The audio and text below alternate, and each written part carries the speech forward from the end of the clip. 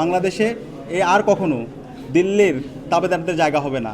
যারা ভারতীয় আধিপত্যবাদের বিরুদ্ধে যারা কথা বলবে, আগ্রাসনের বিরুদ্ধে যারা কথা বলবে এবং ইনসাফের পক্ষে যারা কথা বলবে তারাই বাংলাদেশের রাজনীতি করবে। আমরা যেন গ্রাফিতির মাধ্যমে, আমাদের দেয়াল লিখনের মাধ্যমে, চিত্রাঙ্কনের মাধ্যমে আমরা যেন সব জায়গায় ছড়িয়ে দিই।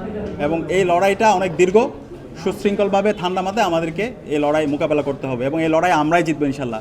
জুলাইয়ের প্রজন্ম বিজয় হবে ইনশাল্লাহ এবং শহীদ ওসমান হাদির বিচার এই স্বাধীন বাংলাদেশ হবে ইনশাল্লাহ। শহীদ ওসমান হাদির বিচারের জায়গায় কেউ যদি গাফিলতি করে, কেউ যদি এই ফেসিসদের পক্ষে নেয়, কেউ যদি কালচারাল ফেসিবাদকে আবার এই বাংলাদেশে এস্টাবলিশ করতে চায়, তাহলে আমরা কাউকে ছাড় দিব না।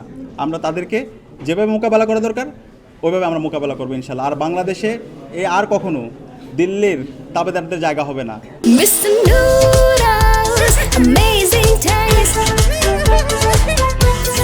ফেসিবাদের জায়গা হবে না, প্রতিটি ফেসিসদের জায়গা হবে না। তাদের 5 আগস্টে তাদের চ্যাপ্টার ক্লোজ হয়ে গেছে। বাংলাদেশের রাজনীতি করবে যারা বাংলাদেশপন্থী যারা আছে তারাই, যারা ভারতীয় আধিপত্যবাদের বিরুদ্ধে যারা কথা বলবে, আগ্রাসনের বিরুদ্ধে যারা কথা বলবে এবং ইনসাফের পক্ষে যারা কথা বলবে তারাই বাংলাদেশের রাজনীতি করবে। আমি আহ্বান করব আমাদের এই যে জাতীয় ঐক্য, শহীদ ওসমান হাদি একটা জাতীয় ঐক্যের প্রতীক। শহীদ ওসমান হাদির জানা যায় বাংলাদেশের সকল রাজনৈতিক দল, ছাত্র সংগঠন, সিভিল সোসাইটি সবাই একত্রিত হয়েছে।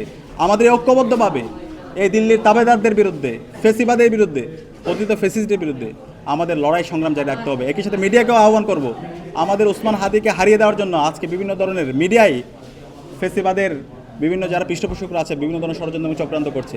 বিভিন্ন ধরনের আমরা ফলো আপ নিউজগুলো দেখতে পাচ্ছি না, এই হত্যাকারীর সাথে কারা জড়িত। আমি আহ্বান করব প্রতিদিন যেন আমাদের ইলেকট্রনিক মিডিয়া এবং প্রিন্ট মিডিয়াতে শহীদ ওসমান হাদির উপস্থিতি থাকে। শহীদ ওসমান হাদির হত্যার সাথে যারা জড়িত, যারা মাস্টার মাইন্ড আছে, পরিকল্পনাকারী আছে, সেই ফলো আপ রিপোর্টগুলো, সেই স্টোরিগুলো যেন থাকে।